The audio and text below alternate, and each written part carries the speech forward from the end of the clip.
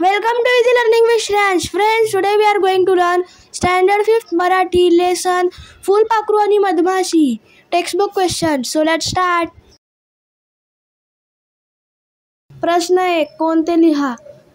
बागेत स्वच्छंदपणे फिरणारे. उत्तर फुलपाखरू.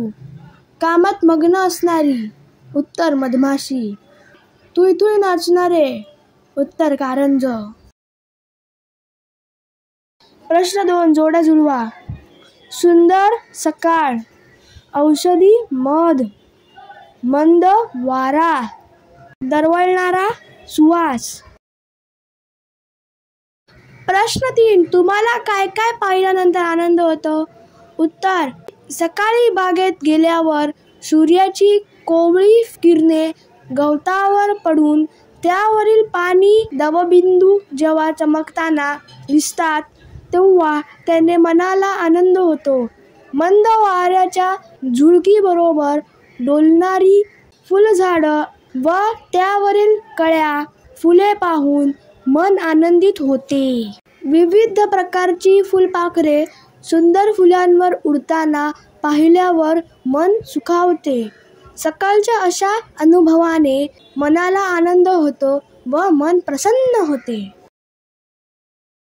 प्रश्न 4. एक मध यासारखे पाठात आलेले शब्द लिहा.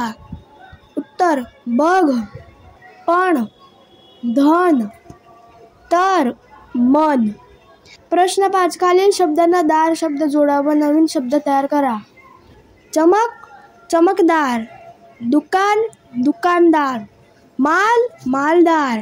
चोप, चोपदार. भाल, भालदार. खास, खासदार. आम, आमदार. गमती, गमतीदार. रुबाब, रुबाबदार. वजन, वजनदार. प्रश्न 6. खालील शब्दांना पणा शब्द जोडून नवीन शब्द बनले आहेत. वाचा. शब्द वापरून वाक्य लिहा. चांगुलपणा. चांगुलपणा हा प्रत्येकात हवा.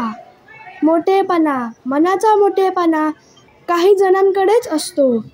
लहानपणा. लहानपणीचा काळ सुंदर असतो. वेगळेपणा. आपल्या प्रत्येक गोष्टीत वेगळेपणा हवा.